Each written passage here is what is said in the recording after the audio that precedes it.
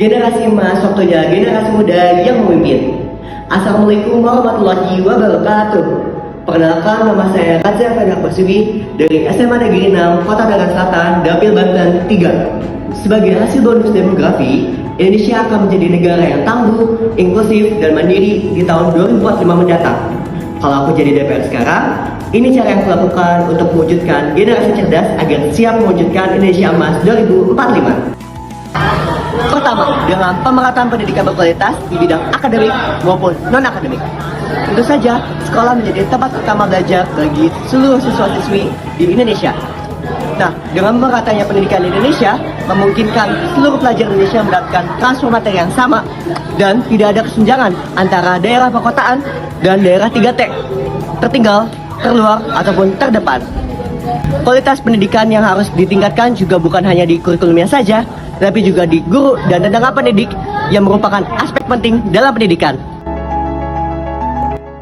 Kedua, mengajak pemuda Indonesia nggak harus pomo dan bisa berpikir kritis.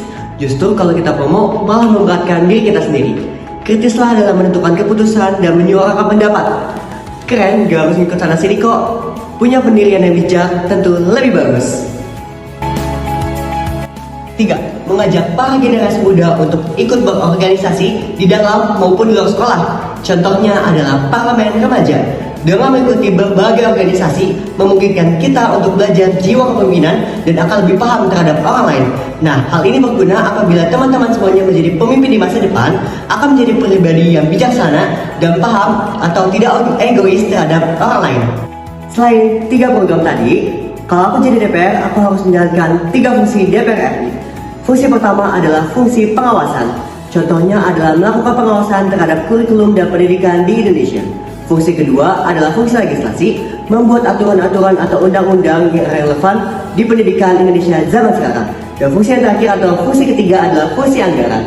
Merancang kebutuhan anggaran dana yang dibutuhkan untuk memajukan pendidikan Indonesia, dibantu oleh kementerian terkait.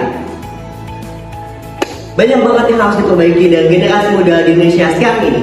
Tapi kalau dari diri sendirinya saja belum ada keinginan untuk maju, sepertinya susah. Kataku nih ya, generasi muda harus menjadi gembira. Generasi muda berintelijensi rasional.